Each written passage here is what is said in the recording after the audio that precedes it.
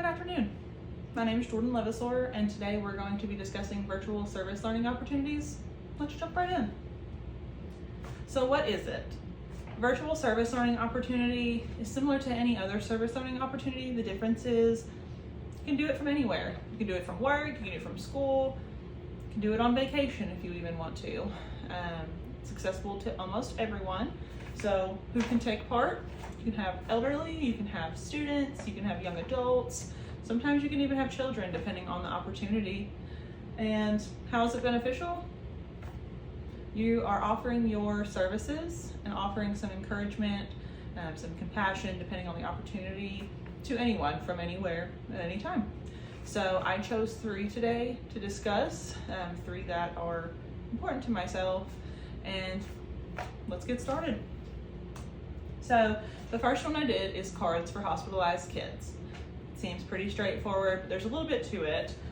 So the mission, it's a nonprofit organization that spreads hope, joy, and magic to hospitalized kids across America.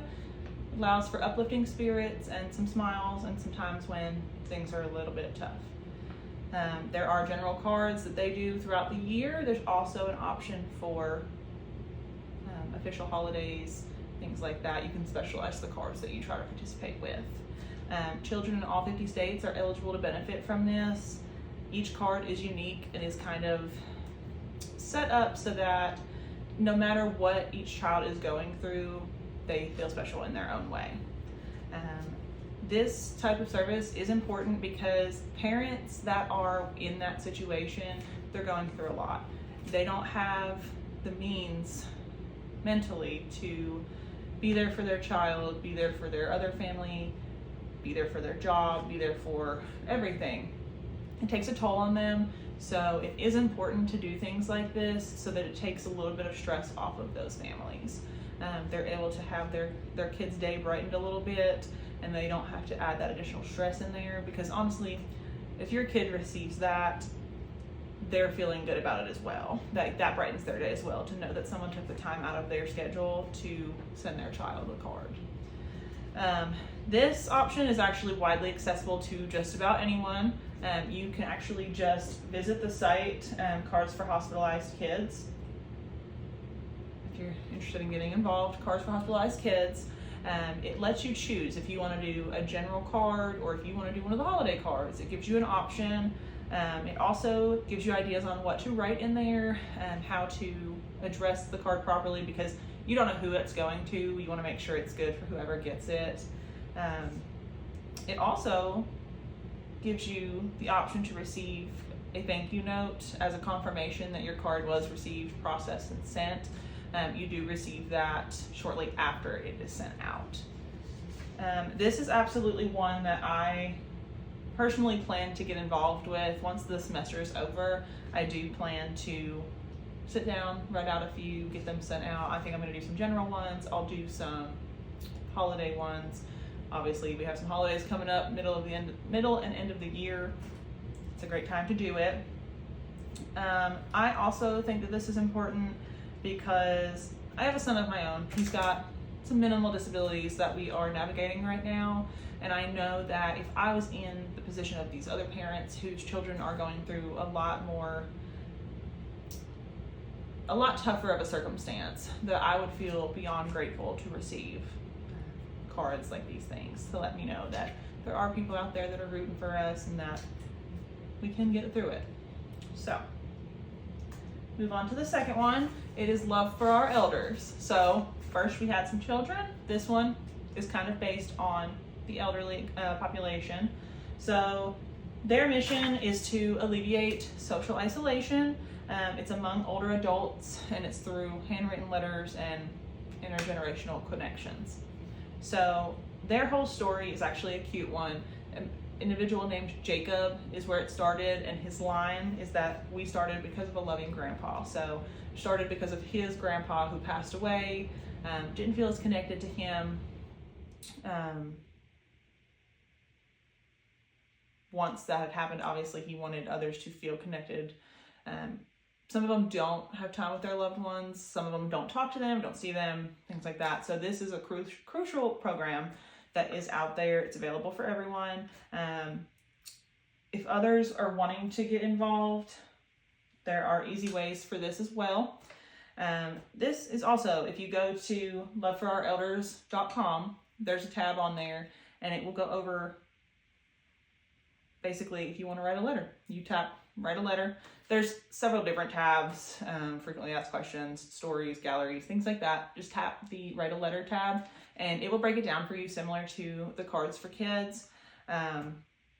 It lists the letter requests for that month. So it will list out individuals' names and a little bit about them, and honestly, just the fact that they'd like to receive a little something. And that way it kind of makes it feel more rewarding for you, because you know who's going to be receiving it, and you know that they can really use it for their morale and their a little boost in their day.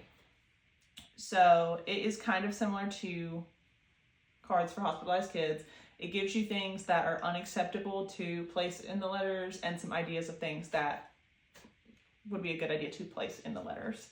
There's also, let's see here. Oh, there's also a tab, that's right. You can nominate your own elder. If you know somebody who maybe could use a little bit of boost, a little bit of love, you can nominate them. You can write a little thing about them, show who they are, and then tell where to send that letter to. And that one has apparently been very great for their program. It has allowed a lot of things to happen because of that. This is also something that I'd like to be involved with. So my grandmother, we're all from Philadelphia. She stayed up there a lot longer than the rest of us. And so for a good while, there were times when I would see her maybe once a year. Life gets busy, life gets hectic. I didn't reach out as much as I'd like. Neither did a lot of other in the family. Obviously, she was having communication. She wasn't just up there by herself, but it feels more isolating when you are living on your own and then you don't talk to that many people. So this is something that really resonated with me, because I know how she felt at that time. She eventually moved down here. We saw her all the time, talked to her all the time. It was a lot easier at that point. But she is my motivation for participating in this program. So as well as the Cards for Hospitalized Kids, I do plan to pursue some time into this once the semester ends. I plan to just sit down and I can actually write out some to the requested ones on Love for Our Elders, and I can write out ones for Cards for Hospitalized Kids. So this was an important one as well. So the third one that I chose was Random Acts of Kindness. Now, it seems as simple as it is. So Random Acts of Kindness, they have make kindness the norm as their overall statement, objective. Just being kind, making kindness more normal than it is out there these days. So they provide free resources to help make kindness the norm. So these acts of kindness, they reconnect with humanity, remind us of love in the world, and then they inspire us to pay it forward. That's really what the goal is, pay it forward. So within Random Acts of Kindness, there are individuals termed Ractivists, so R-A-K, Ractivists. So they aim to make kindness the norm. That's what they aim to do each and every day. That's their goal. They connect passionate people, they share ideas, resources, celebrate everyday kindness. So anyone can benefit from this foundation. The other one, Love for Our Elders, was obviously based towards elders. Cards for Hospitalized Kids, based towards kids that were hospitalized. This one, anyone can be a part of. Elders, children, young adults, anyone. Employees, acquaintances, anything. It's not hard. Their ordinary day can turn into something special. Individual's ordinary day. You could be having the worst day, but if someone does one little nice thing, opens the door for you, says that they like your outfit, says, oh, you have a beautiful smile, anything like that can really just turn someone's day around. You never know what they're going through. So sometimes people will disguise their sadness, and some people are unaware. That's why something like this is crucial, because you don't know. Somebody could have just lost their grandmother or their dog or their best friend. Something tragic could have happened with their job or with their finances. It doesn't help those individuals if someone is mean to them, if someone is just passive to them. A simple smile, a simple gesture will really just improve their whole outlook on things.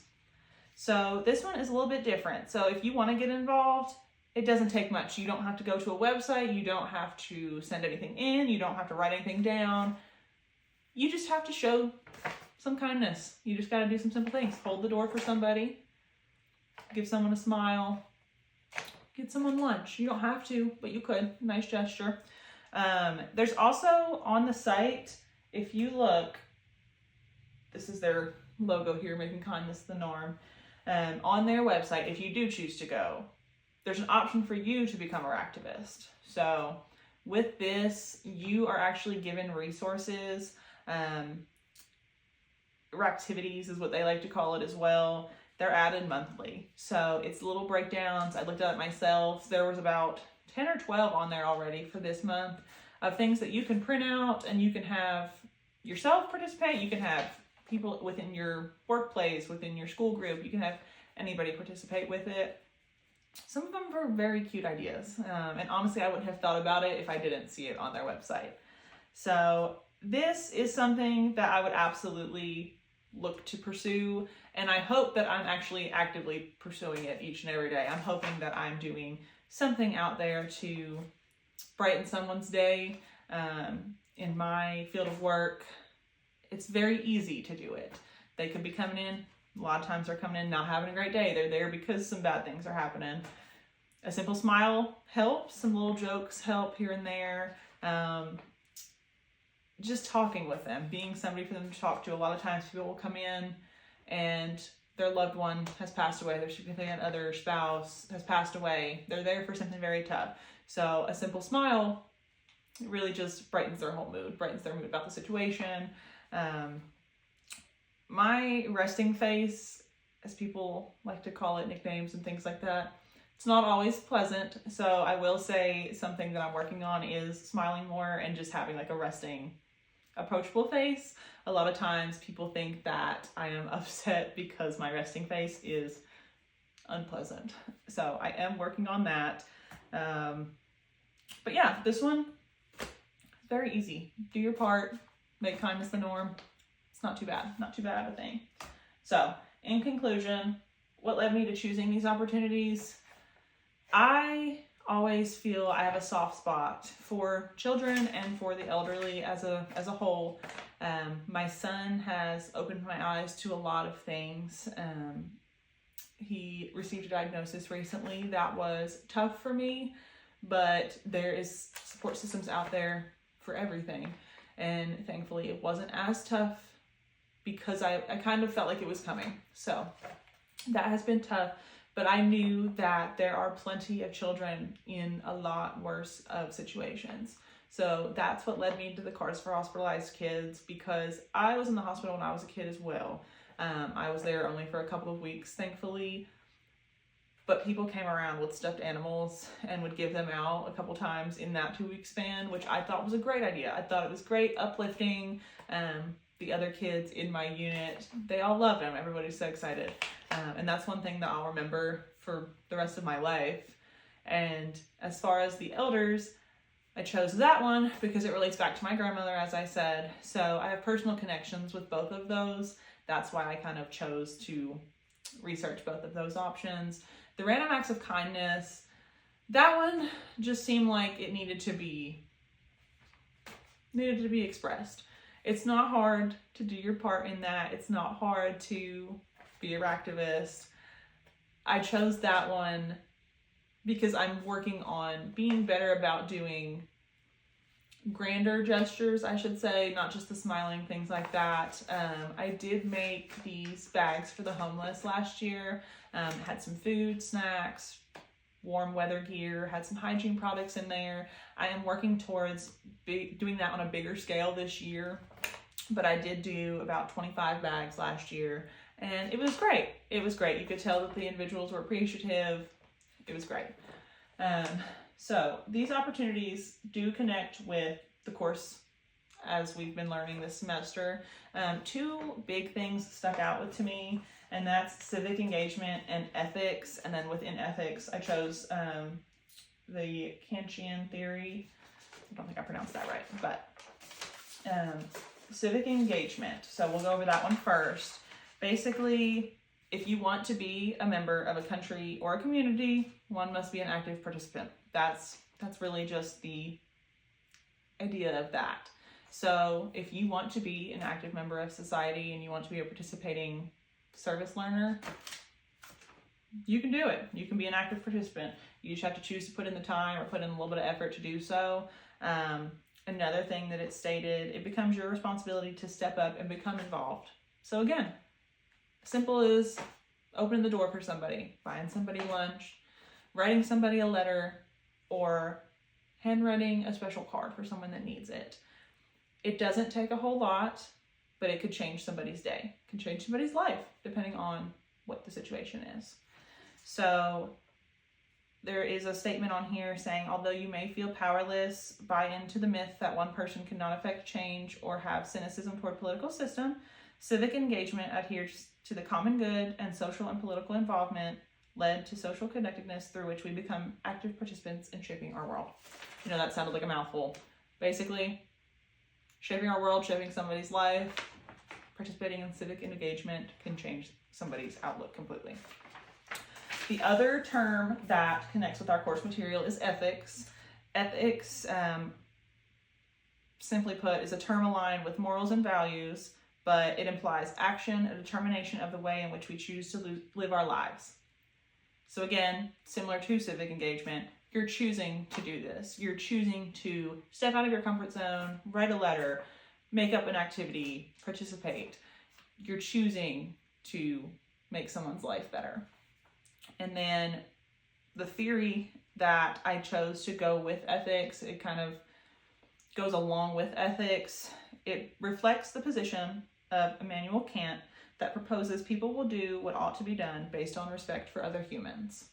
So if you're a selfish individual, you're usually going to be doing things to gain something for yourself or feel something for yourself. This theory proposes that you should do these things for respect, out of respect for others. It's not hard, like I said. I've repeated myself several times, but these are simple ways to get involved. They're virtual. You can do them from anywhere. Obviously, the random acts of kindness, you can do from anywhere. You could technically still do it virtually, but you just got to get out there and do it. Be the change. Be the change, because it is so important to do things like this. If we had nobody do them, there would be so many children, so many elders, so many individuals in society that would be missing out on the love and the joy and the compassion that everyone has to offer. This right here is my resource list. So there's a couple here for the cards for hospitalized kids, the main site here, and then how you can generate the cards, whether you want to do general or the holiday ones. Love for Our Elders, again, the main site, and then the Write a Letter tab that goes over the individuals that want a letter, have requested one, how to do it, what to put, what not to put, things like that. And then this down here, this is the site for the Ractivist. So that is going to tell you what it stands for, how to become one. It's going to list out the activities for the month. It's going to show stories of involvement. It's going to show frequently asked questions. There's so many options on each of these sites, so many ways to explore what they have, how to participate. But yeah, as I said before, it's not hard. Be out there, get involved, and be the light that people need in their life. Thank you.